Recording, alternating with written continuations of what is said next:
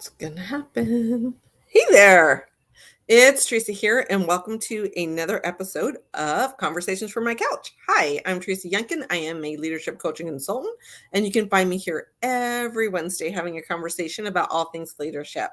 So, let's talk about mind, body, and soul. These are integral to being a leader, making sure that you're feeding your mind, whether it's getting more education, learning new techniques, know your body, how are you treating yourself, making sure that you're taking care of yourself and your soul, feeding yourself in the soul, doing the work that makes you feel whole and that makes you feel valued. So, does being a good leader mean that you have to deal with all the feels? Right? Yes, you do. And it's not just dealing with other people's emotions, it's dealing with your own emotional responses and situations as well. And, this is a super deep subject. And of course, I can't go deep about this in 5 minutes in our time here, but I just want to give you a couple of things to think about and to chew on. And in today's episode, there's going to be a whole lot of, I'm going to back this up by some research and studies. I do feel that it's super important that we talk about those types of things in a scientific and evidence-based way. So here's the truth, right? Like we all know that leaders set the tone for their organizations and the technical skills through technical skills and building a positive emotional atmosphere for their teams to thrive in. And Carrie Chernis, who's a professor emeritus at Rutgers University, and they had up research on emotional intelligence and in organizations at Rutgers.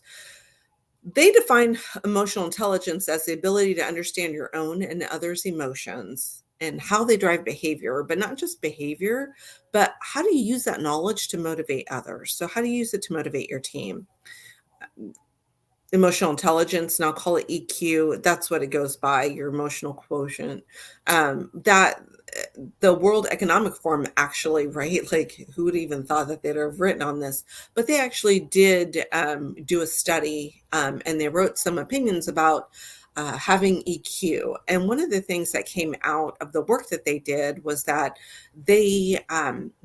they wrote that emotional intelligence taps into the fundamental elements of human behavior, and that's separately distinct from your intellect, right? It's different than your IQ. Your EQ is definitely different than your IQ. And your emotional intelligence is a balance between your rational brain and your emotional brain, right? Your rational brain is the part of you that says, okay, this is not working well with the team. I'm having trouble with an employee.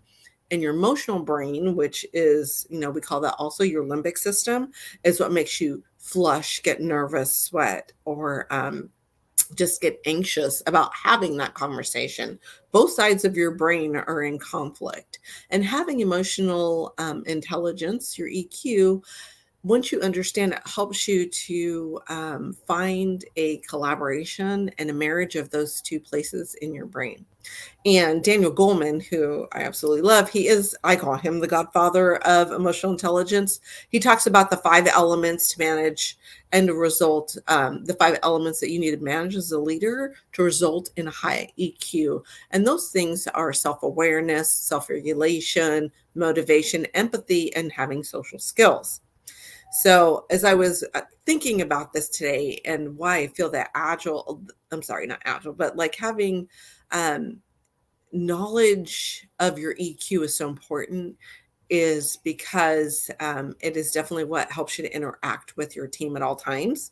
And I came across a study by Victoria Mattingly and Kurt Krager, and they had taken, I think it was something like 75, 76 studies across like 16 years worth of training emotional intelligence. And they went across people, across jobs, across industries, different people's backgrounds. And when they were done with all of this, they came to the conclusion that really having emotional intelligence is really a highly trainable skill set. So you can develop it, not something that you have to be born with. So why is doing that important? Because if you can't effectively communicate with your team or you can't collaborate with others, all those great, amazing technical skills that got you to where you are today, they're going to get overlooked because you can't work with a team. So, a lot of information, very scientific, but I want you to sit down and think about this. How would you rank yourself in these categories? So in self-awareness, how do you act in situations, and how does that affect others? When you think about self-regulation, how do you stay accountable when it comes to controlling your emotions? So what are the steps? What are the things that you're doing to be accountable there? Motivation, right? In other words, why do you do what you do? Why are you doing the job that you're doing? Why are you involved? Why do you have the career that you have? Why are you in the industry that you're in? um are you really motivated to be there, intrinsically, or maybe it's something extrinsically that's motivating you to be there? And this is one that I know that could be like a little swidgy, is, are you optimistic? And I'm not talking about putting on rose-colored glasses and not being realistic and not being truthful, but how do you deliver good news, or how do you deliver bad news? Most importantly, right? Like, what's that motivation behind it? Empathy. How do you respond to other people's feelings, and social skills? And we talked a lot about this over the past 4 weeks in January. Communication, communication, communication, right? So during my 10-day my leadership challenge, and I call it a challenge because I'm just asking that you take 5 to 10 minutes a day to work on your leadership skills, right? Start acting and do something that's going to improve you and is going to benefit your team. So over the 10-day leadership challenge that we're having, I'm going to do a deeper dive into EQ and why you need to have it as a leader, and help you to work on making some gains in your EQ. Uh, the challenge runs between February the 21st and March the 3rd.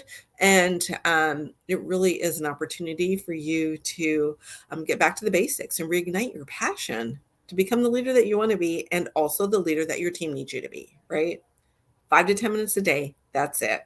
And over 10 days, we're going to be working on some personal goals and some professional goals. And, after we're all done with that, you'll walk away knowing your team a little bit better, knowing yourself a little bit better. And the one thing that I really want everybody to walk away with is just to design some guidelines that your team members can easily follow, but that they want to follow. So, so important. You can lay down all the rules that you want. And if your team doesn't follow, it doesn't really matter, right? Every single time. What's the saying? That culture eats strategy for lunch, right? It's so true. And how does the challenge work? First of all, you can sign up at the link in my profile, and it's probably here on the page somewhere. And then you'll get an email on the 14th of February. So 1 week from, is it 1 week from this past Monday, you're going to get an email. I can't believe that February, we're already like headed towards the middle of February. But you'll get an email there, and it'll show you how to access the videos, and how to participate in there. I will also have a pop-up Facebook group. And, if you want to get started and learn a little bit about your leadership style, you can take my quiz on my website. And once you take the quiz, there is a link for that will take you to the challenge page, because I think maybe you'll want to jump on in. So great to see you guys again this Wednesday. And again, I'm here every Wednesday, and you can find me on all social media. I'm on Facebook, Instagram, LinkedIn. I'm talking about all things leadership. So join me again next week, where we are going to have a conversation from my couch about all things leadership. And until I see you guys again, I'll catch you on the flip side. Peace. It always cracks me up. All right. We'll see ya.